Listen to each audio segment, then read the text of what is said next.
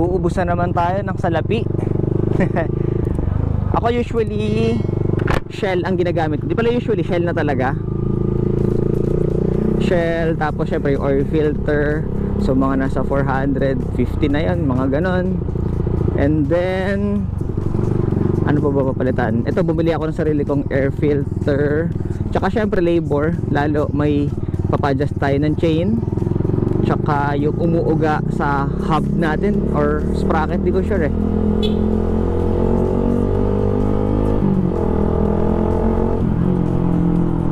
So papacheck natin. Tsaka medyo mahina yung brake ko sa harap. Pero bira ng bira eh, no? Parang siyang buhay. So actually lang naman ang basic na maintenance ng motor. Hindi lang naman jigsaw. Sa scooter may dagdag lang talaga na every other change oil nila. Meron pa silang gear oil.